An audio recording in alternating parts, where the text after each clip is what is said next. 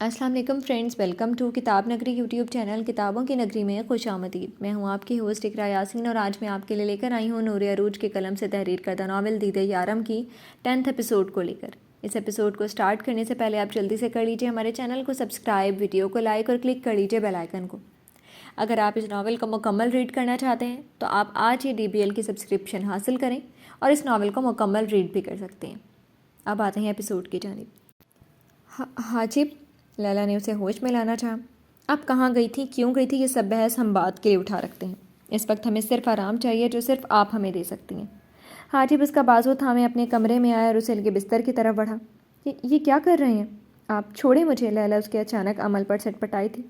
گھبرائیں مت، ہم اپنے وعدے پر قائم ہیں۔ آپ کی مرضی کے بنا کچھ نہیں کریں گے، ہم صرف چند لمحے سکون کے چاہتے ہیں۔ اس کی طرف مڑتے اس کی گھبراہٹ دیکھتے کہا، پھر اسے کندھوں سے تھامتے بستر پر بٹھا گیا۔ یہ چند دن بہت مشکل تھے، ہم بہت ذہنی الجھن میں رہے ہیں۔ یہاں آتے ہی ہم آپ کو دیکھنا چاہتے تھے، مگر آپ کو یہاں نہ پا کر آپ سوچ بھی نہیں سکتی ہم پر کیا گزری تھی۔ حاجب خود اس کی گود میں سر رکھتے لیٹ گیا، اس کا ہاتھ اپنی گرفت میں لیتے اپنی حالت بیان کی۔ میں صرف قبیلے کے حالات معلوم کرنے گئی تھی اور کچھ نہیں۔ لیلا خود بھی نہیں جانتی تھی وہ اسے کیوں بتا رہی ہے۔ ہمیں اندازہ تھا آپ وہیں گئی ہوں گی، مگر آپ بھی جانتی ہیں وہاں آپ کی جان کو کتنے خطرات لاحق ہیں۔ اگر راجن یا اس کا کوئی سپاہی آپ تک پہنچ جاتا تو ہم اس کے آگے سوچنا تک نہیں چاہتے۔ حاجب خوفزدہ انداز میں کہتا اس کے ہاتھ لبوں سے لگا گیا۔ میں جانتی ہوں مجھے وہاں خطرہ تھا، مگر وہ قبیلہ میرا ہے، وہاں کے جنات میرا خاندان ہے، میں چاہ کر بھی انہیں ان کے حال پر نہیں چھوڑ سکتی۔ لیلا نے اپنا ہاتھ کھینچنا چاہا مگر اس کی گرفت مضبوط تھی۔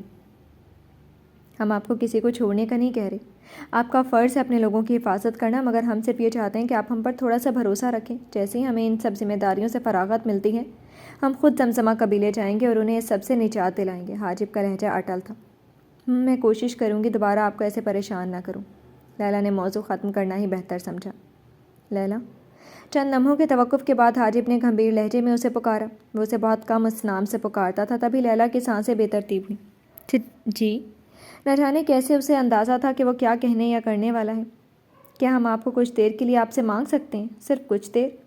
حاجب کے سوال پر اس کی گرفت میں موجود لیلا کا ہاتھ لرزا تھا۔ آپ؟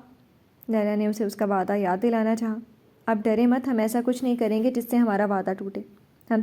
ہم صرف چند لمحے آپ کو قریب سے محسوس کرنے کی خواہش رکھتے ہیں۔ جس طرح آپ کی دید اس دیوانے کی آنکھوں کی غذا، اسی طرح آپ کی سانسیں ہمارے وجود کی غذا بن چکی ہیں۔ حاجب ایک لمحے میں اس کے چھکے چھڑانے کی صلاحیت رکھتا تھا۔ لیلا سمجھ ہی نہیں پا رہی تھی اسے کیا جواب دے۔ اگر انکار بھی کرتی تو بھی کون سا حاجب ٹلنے والا تھا؟ اسے کرنا وہی تھا جو اس کی مرضی تھی۔ اس کی خاموشی کو اقرار سمجھتے حاجب اس کے سر کو پشت سے تھامے خود پر جھکا گیا۔ کئی لمحے وہ اس کی قاتلانہ نقوش میں کھوتا خود کو سکون دیتا رہا۔ اس کی موجودگی اور اس کا لمس حاجب کی ساری تھکن اور خواری مٹا کیا تھا۔ یہ لمحے حاجب ربی کے لیے سکون ہی سکون تھے۔ یہ ناول آپ کتاب نگری یوٹیوب چینل پر پڑھ اور سن رہے ہیں۔ ہائے حاجب کتنے رومانوی ہیں۔ ساشا اور شائق دونوں وہاں سے نکلے جب وہ ساشا متاثر کن لہجے میں بولی، جس پر شائق منہ بنا کر رہ گیا۔ تمہیں تو ویسے بھی ایسی حرکتیں بہت پسند ہیں، اور شرم کرو، میاں بیوی کی ذاتیات میں گھستے شرم نہیں آتی؟ شائق نے اسے لتاڑا۔ اسے بے ساختہ ساشا کی پہلی ملاقات میں کی گئی حرکت یاد آئی۔ میاں بیوی ہمارے سامنے ذاتی حرکتیں کریں گے تو ہم تو دیکھیں گے ہی نا، میں کون سا ان کی کمرے میں گھس کر دیکھ کر آئی ہوں؟ ساشا نے اس کے ڈانٹنے پر منہ بسورا۔ اگر وہ جذباتی ہو ہی گئے تھے تو ضروری ہے آنکھیں پھاڑ پھاڑ کر انہیں دیکھا جائے اور پھر ان پر تبصرے کیے جائیں؟ شائق بس کسی طرح اس آفت کی پڑیا کے ذہن سے کچھ دیر پہلے ہوا معاملہ نکالنا چاہتا تھا۔ تم تو ایسے خجل ہو رہی ہو جیسے تم کسی کے ساتھ ایسی حرکت کرتے پکڑے گئے ہو۔ اچانک ساشا شرارت سے کہتی اس کے مقابل آ کر رکی۔ بکواس مت کرو، میں تمہیں اتنا واہیات لگتا ہوں جیسی حرکتیں کرتا پھروں؟ شائق اس کی بات پر چھینپ اٹھا۔ جتنے تم شرمیلے ہو نا، مجھے شک ہے کل کو اپنی بیوی کو ہاتھ لگاتے ہوئے بھی سوچو گے۔ ہاں، مجھے اپنے مستقبل اندھیرے میں نظر آ رہے۔ ساشا اس کے یوں چھینپنے پر گہرا سانس بھر کر رہ گئی۔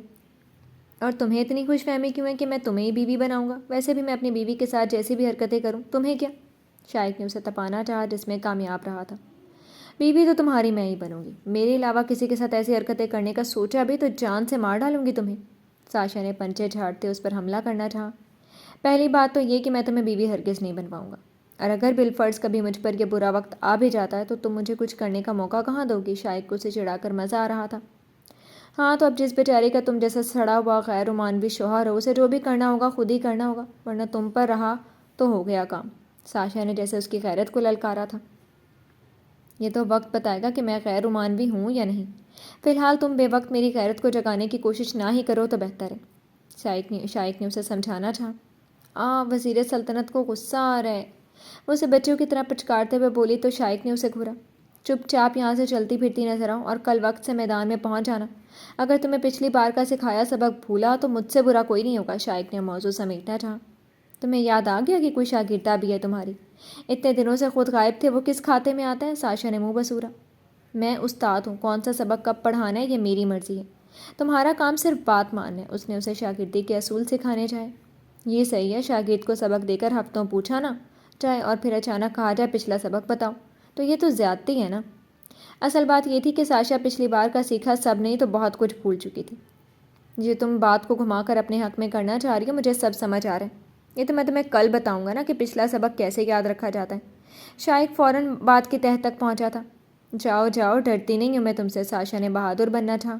تمہاری بہادری کا اصل امتحان میں کل اچھے سے لوں گا، اب چلتی پھرتی نظر آؤ۔ شائق نے گویا ناک سے مکھی اڑائی تھی۔ اگر تم نے مجھے ڈانٹا یا مارا تو میں بادشاہ حاجب سے شکایت کروں گی۔ ساشا نے پہلے خود کو بچانا تھا۔ تم بادشاہ حاجب کو چھوڑ کر بادشاہ ربی کو شکایت کر دینا میری بلا سے۔ شائق نے آنکھیں چھوٹی کی اسے گھورا۔ شوخوا جن کہیں کا، ساشا منہ چڑھا کر کہتی وہاں سے بھاگی تھی۔ بے وقوف جنی۔ شائق نفی میں سر ہلا کر رہ گیا تھا۔ یہ ناول آپ کتاب نگری یوٹیوب چینل پر پڑھ اور سن رہے ہیں۔ بادشاہ دربار میں شائمان قبیلے کے کچھ جنات آئے ہیں، وہ آپ سے کوئی فیصلہ چاہتے ہیں۔ چند دن خاموشی کی نظر ہوئے تھے، آج بھی حاجب اپنے کمرے میں لوٹا تھا جب شائق وہاں پہنچا۔ وہ اور لیلا دونوں اس کے یوں آنے پر چونکے تھے۔ سب خیریت؟ حاجب نے فکر مندی سے پوچھا۔ ان کا کہنا ہے کہ کرتاز قبیلے کے کسی جن کے خلاف فیصلہ چاہتے ہیں، وہ سارے معاملے کا علم ہمیں وہیں جا کر ہو سکے گا۔ شائق کو جتنی بات کا علم تھا اس نے بتائی۔ حاجب نے سر ہلاتا وہاں سے نکلا۔ لیلا بھی جاننا چاہتی تھی آخر معاملہ کیا ہے۔ سلام بادشاہ سلامت۔ وہ دربار میں آئے تو تمام جنات اسے دیکھتے ادباً اٹھ کھڑے ہوئے۔ وعلیکم السلام، آپ لوگ بیٹھیے، حاجب نے کہا تو وہ سب نشستوں پر براجمان ہوئے۔ بتائیے کیا مدد کر سکتا ہوں میں آپ کی؟ حاجب نے پوچھا تو دوسرے قبیلے کا سردار جن اٹھ کھڑا ہوا۔ بادشاہ سلامت، کرتاز قبیلے کے ایک جن نے ہماری قبیلے کی جنزادی پر بری نظر ڈالی۔ جب اس نے اس کے مکروہ ارادوں پر انکار کیا تو اس جن نے ہمارے قبیلے کی بچی کے ساتھ زبردستی کی اور اسے موت کے گھاٹ اتار دیا۔ انہوں نے سارا معاملہ حاجب کے گوش گزار کیا تو حاجب تیش سے مٹھیاں بھینچ کر رہ گیا۔ کون ہے وہ بدبخت؟ کس نے کیا یہ ذلیل حرکت؟ حاجب کا آگ اگلتا چہرہ اور آنکھیں دیکھ کر وہ سب خوفزدہ ہوئے تھے۔ وہ اس قبیلے کی ایک معزز جن کا بیٹا ہے، حامان موسیٰ۔ انہوں نے نام لیا تو حاجب کا غصہ مزید بڑھا تھا۔ شائق، ابھی کے ابھی حامان موسیٰ کو یہاں لاؤ فوراً۔ وہ غصے سے دھاڑا تو شائق سر ہلاتا فوراً اس کے حکم کی تعمیل کے لیے نکلا۔ لیلا بھی اس کا غصہ دیکھ کر کانپی تھی۔ کچھ ہی دیر میں حامان موسیٰ اور اس کا باپ وہاں موجود تھے۔ اس کا باپ موسیٰ بادشاہ ربی کے عزیز وزراء میں سے تھا جس کی وہ بہت عزت کرتے تھے۔ حامان، کیا جو یہ کہہ رہے ہیں وہ سچ ہے؟ کیا تم نے یہ ذلیل حرکت کی ہے؟ حاجب کے سوال پر حامان اکڑا۔ اسے اپنے باپ کے رتبے پر کچھ زیادہ ہی غرور تھا۔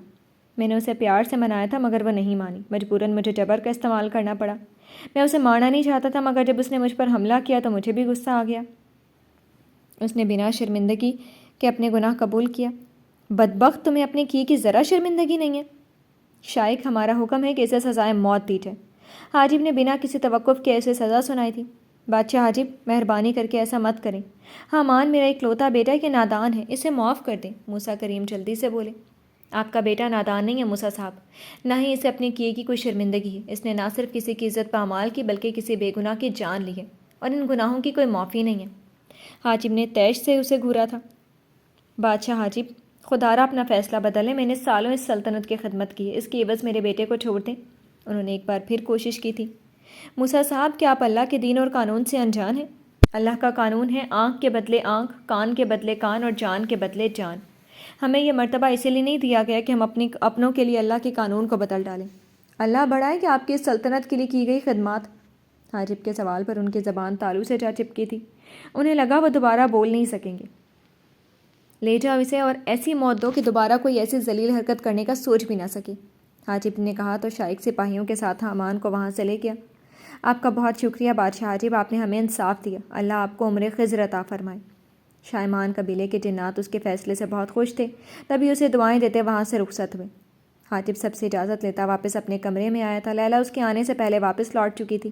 وہ جب سے آئی تھی مختلف خیالات میں گم تھی۔ کیا ہوا ثریا؟ آپ ابھی تک سوئی نہیں؟ حاجب نے اسے کھویا ہوا پایا تو پوچھے بنا نہیں رہ سکا۔ آپ نے ابھی دربار میں جو فیصلہ کیا آپ کو لگتا ہے آپ نے صحیح کیا؟ لیلا کے سوال پر وہ بری طرح چونکا۔ اور آپ کو کیوں لگ رہا ہے کہ ہم نے غلط فیصلہ کیا؟ حاجب نے الٹا سوال کیا۔ غلط نہیں، مگر کیا آپ کو اپنے فیصلے پر کوئی پچھتاوا نہیں ہے؟ لیلا نے دوبارہ سوال کیا۔ کیسا پچھتاوا؟ جو بھی اللہ اور اس کے رسول صلی اللہ علیہ وسلم کے قانون کے خلاف ورزی کرے گا، پھر وہ انسان ہو یا جن، اسے سزا ملنی ہی چاہیے۔ حاجی بٹا لہجے میں بولا۔ مگر وہ آپ کے قبیلے کا فرد تھا اور وہ بھی ایک معزز جن کا بیٹا تھا۔ لیلا نے اپنی بات پر زور دیتے کہا۔ ہمارے پیارے نبی صلی اللہ علیہ وسلم کے پاس ایک مرتبہ چوری کا مقدمہ آیا جو آپ ہی کے قبیلے بنو ہاشم کی ایک عورت نے کی تھی۔ آپ نے فیصلے میں اس کے ہاتھ کاٹنے کا حکم فرمایا۔ آپ کے فیصلے پر چند لوگ آپ سے سفارش کے لیے آ گئے کہ اس عورت کو معاف کر دیا جائے، مگر آپ جانتی ہیں آپ صلی اللہ علیہ وسلم نے کیا جواب دیا؟ حاجب جانتا تھا اسے معلوم نہیں ہوگا، مگر پھر بھی اس سے پوچھا، جس پر وہ نفی میں سر ہلا گئی۔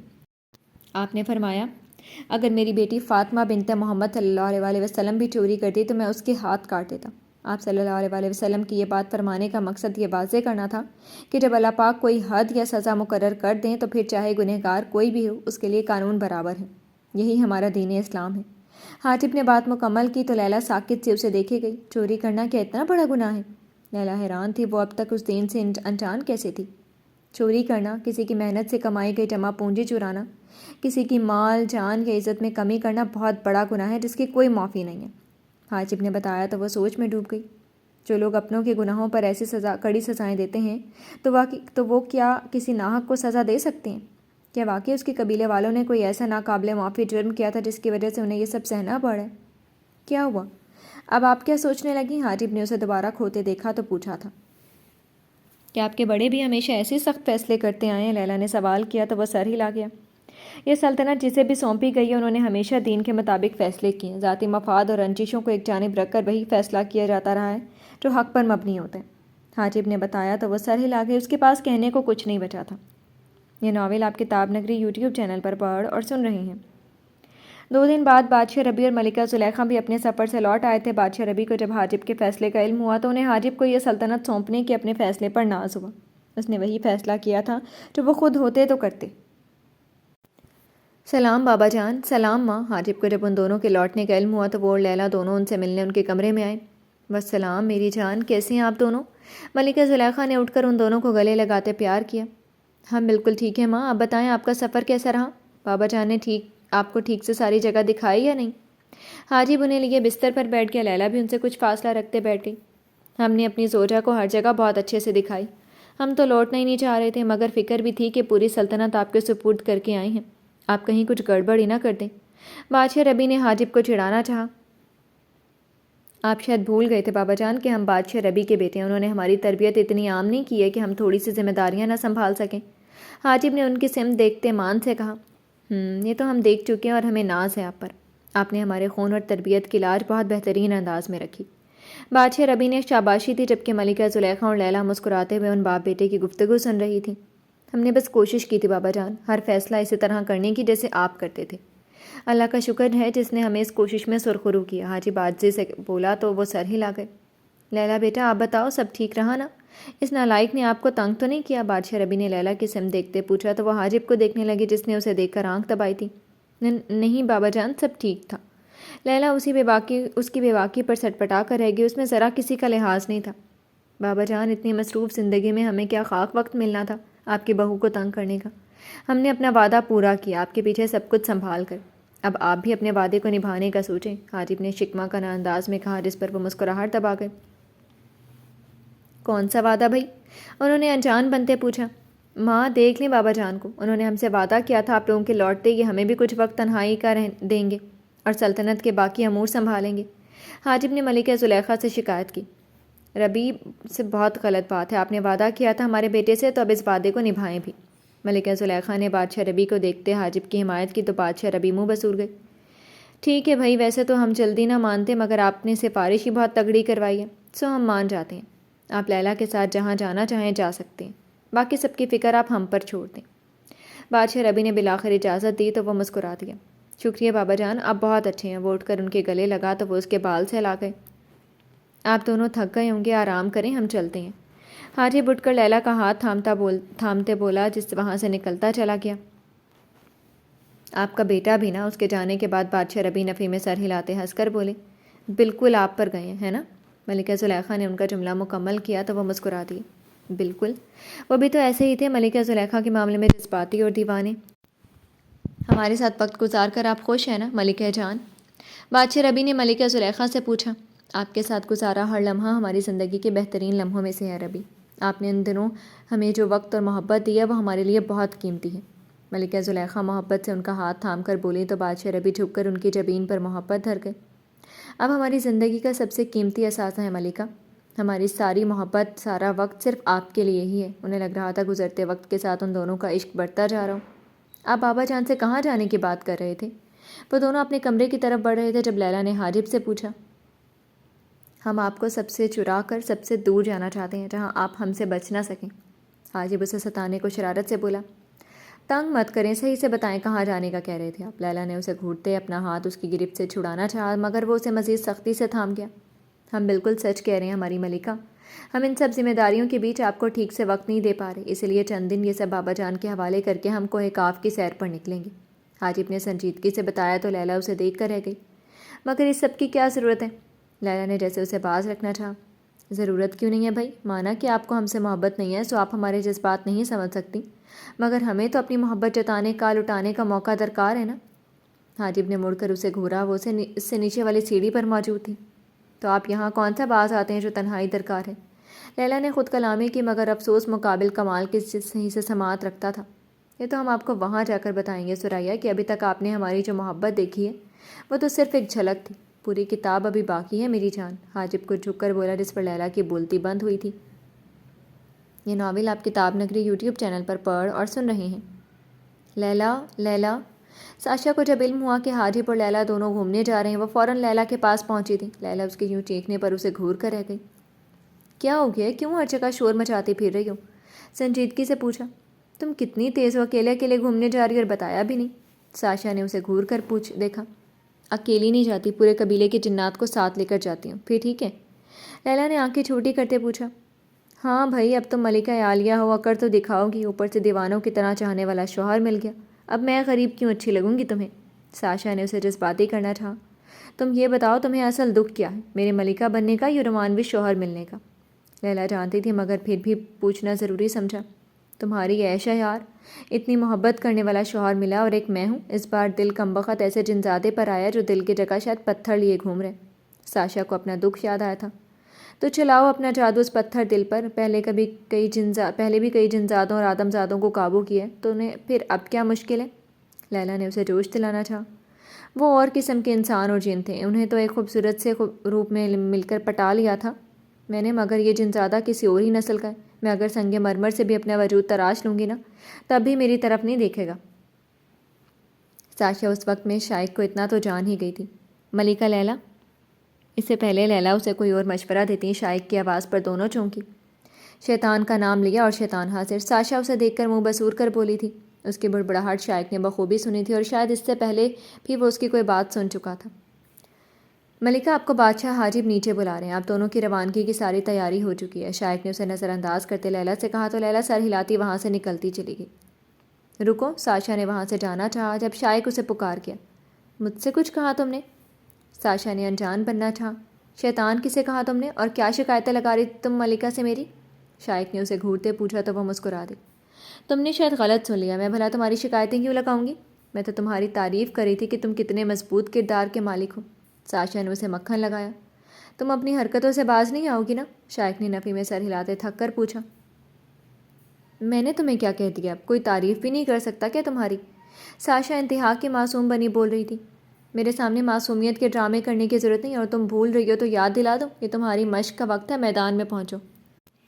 شائق نے سنجیدگی سے کہا تو وہ فوراً وہاں سے نکلتی چلی گئی۔ دوسری طرف لیلا نیچے پہنچی تو بادشاہ ربی اور ملکہ زلیخا سے ملتے وہ دونوں جانے کے لیے بالکل تیار تھے۔ حاجب اپنا اور لیلا کا خیال رکھنا، آپ جانتے ہیں نا جلال ہار ماننے والوں میں سے ہرگز نہیں ہے، وہ آپ دونوں کو نقصان پہنچانے کی کوشش کر سکتا ہے۔ بادشاہ ربی نے اسے تنبیہ کی۔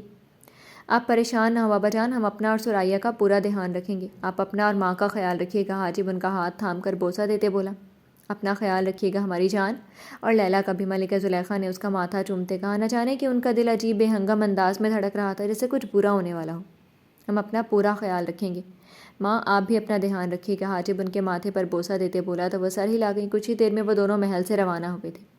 یہ ناول آپ کتاب نگری یوٹیوب چینل پر پڑھ اور سن رہے ہیں۔ ایک لمبے سفر کے بعد ان دونوں نے پہلا پڑاؤ کیا تھا۔ لیلا نہیں جانتی تھی یہ کون سی جگہ، کیونکہ اپنی زندگی میں اس نے زمزمہ قبیلے اور سیاہ جنگل کے سوا کوئی جگہ نہیں دیکھی تھی۔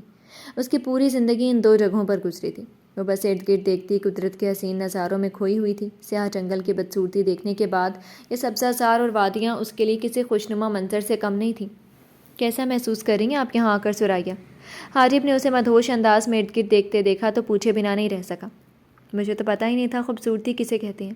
آج لگ رہا ہے کہ میں نے دنیا میں آنکھ ہی پہلی بار کھولی ہے، لیلا کھوئے ہوئے انداز میں بولی۔ یہ دنیا کتنی خوبصورت ہے، اس کا ابھی اندازہ نہیں ہے آپ کو، مگر فکر مت کریں، ہم آپ کو ہر وہ خوبصورتی دکھائیں گے جسے دیکھنا آپ کا حق ہے۔ حاجب نے اس کا چہرہ دیکھتے کہا، آپ ان جذبات کو کبھی نہیں سمجھ سکتے کہ جب آنکھیں ساری زندگی سیاہ منظروں کو دیکھنے کی عادی ہو جائیں اور اچانک انہیں مختلف رنگ دکھا کر کہا جائے کہ دیکھو دنیا میں یہ رنگ بھی موجود ہیں، لیلا عجیب سے انداز میں بولی۔ تب وہ رنگ آنکھوں کو دلکش لگنے کی جگہ چبھنے لگتے ہیں۔ یہ خوبصورتی، یہ دلکشی سب میری آنکھوں کو اذیت میں مبتلا کر رہی ہے، کیونکہ میری آنکھیں صرف سیاہ رنگ کو پہچانتی ہیں، لیلا نے سنجیدہ ترین لہجے میں کہا۔ ہم جانتے ہیں آپ تکلیف میں ہیں، مگر ماضی دردناک ہو اس کا یہ مطلب نہیں کہ مستقبل بھی تاریک ہی ہو۔ آنے والی زندگی کو لے کر امید اچھی رکھنی چاہیے، حاجب نے کہا تو وہ ہنکارا بھر کر رہ گئی۔ اس کے بعد ان دونوں کے درمیان خاموشی چھا گئی۔ حاجب نے اسے چھیڑنا مناسب نہ سمجھا۔ حاجب ان دونوں کے لیے کچھ کھانے اور کسی مناسب جگہ ٹھہرنے کے لیے تلاش کرنے لگا۔ وہ ایک درخت کے پاس کھڑا وہاں لگے پھل دیکھ رہا تھا۔ لیلا اس سے کچھ دور دریا کے کنارے بیٹھی تھی۔ حاجب نے اچانک پھل توڑے اور پھر چند لکڑیاں اکٹھی کرنے لگا۔ اچانک سے اسے اپنی پشت پر ہلچل محسوس ہوئی۔ اس سے پہلے کہ وہ مڑتا اسے تکلیف کا شدید ترین احساس ہوا۔ اس نے سر جھکا کر دیکھا تو اس کی پشت سے پیٹ میں چھرا گھونپا گیا تھا۔ درد کی شدت سے اس کی آنکھیں پھٹنے کے قریب ہو گئیں، پورا وجود سن ہوا۔ اگلے ہی پل وہ لڑکھڑاتا ہوا بمشکل مڑا۔ جی تو فرینڈس، کیسی لگی آپ کو آج کی ایپیسوڈ؟ کمنٹ سیکشن میں ضرور بتائیے گا۔ پھر حاضر ہوں گے ناول کے نیکسٹ ایپیسوڈ کے ساتھ۔ تب تک کے لیے اجازت دیجیے۔ شکریہ، اللہ حافظ۔